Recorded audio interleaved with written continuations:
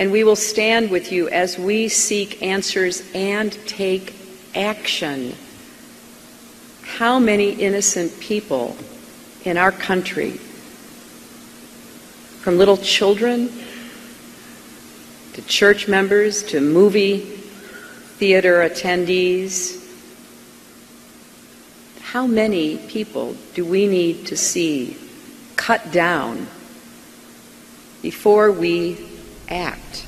All right, folks, that's Hillary again, as I mentioned earlier, taking a cue from Barack Obama. And joining us now on the Malzberg panel, right now it's David Swerdlick, assistant editor at PostEverything and Sunday Outlook at the Washington Post, WashingtonPost.com. And also Larry Elder joins us, of course. And I do believe we now do have Larry, radio talk show host, of course. I'm here. All right, gentlemen, I'm good. Here. Good to talk to both of you. We just played Larry a Hillary clip of her basically saying, you know, how many people have to get shot at theaters or whatever, what are we going to do? So let me start with you, David. When you hear first Barack Obama run out before they even have the bodies out of the church, and then Hillary follows suit talking about guns, guns, guns, and, you know, is that not blatant exploitation of what happened in South Carolina? I read the president's whole statement. I didn't think he was going too far ahead of himself on the issue. Look, he has made it clear that he thinks that there should be some gun control laws that move through Congress. He also seemed to indicate that he didn't think there was a big chance of it happening at this point. It didn't happen after Sandy Hook. He kind of acknowledged that in the statement, but he's not changed his view on where he thinks the legislation should go. I don't really see a problem with what he said. And I'm sure, Larry, you might feel different along with me. Well, I do. I mean, what happened, of course, is tragic.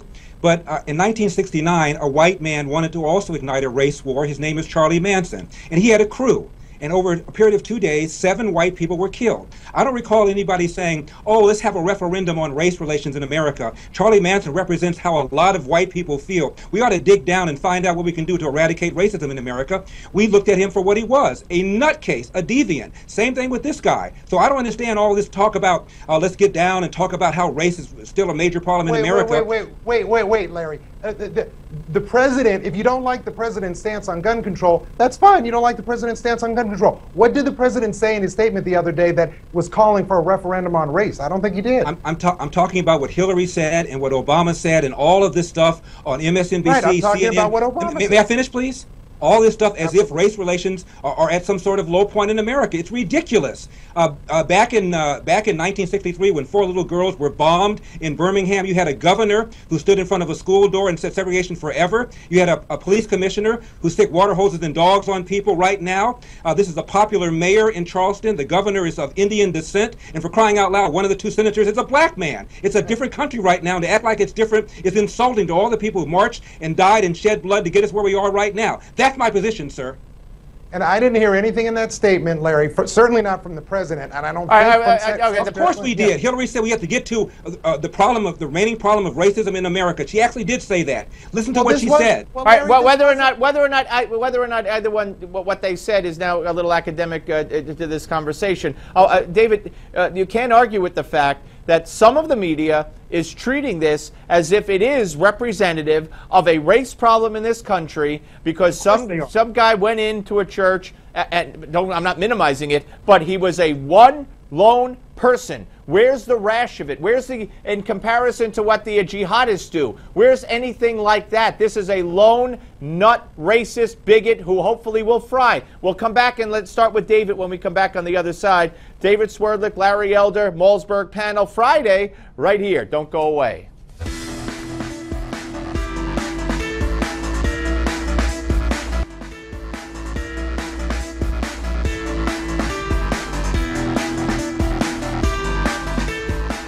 All right, back with the Malzberg panel. David Swerdlick of the Washington Post. And David, coming up in the Sunday Outlook section, I know it's about a piece about Father's Day, basically saying that if working moms want to help dads lower their stress, let them take control of the household.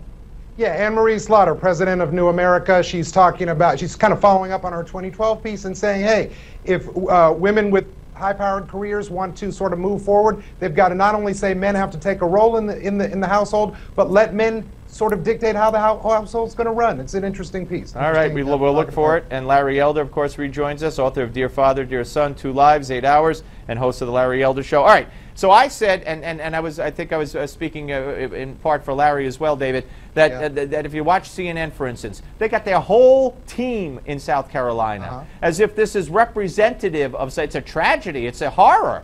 But well, it's a horror. It was a crime. It was a mass murder. But I mean, it's kind of over. It's not representative of what's been going on in this country. It's certainly not an epidemic. There are no groups out there on the internet recruiting to kill black people.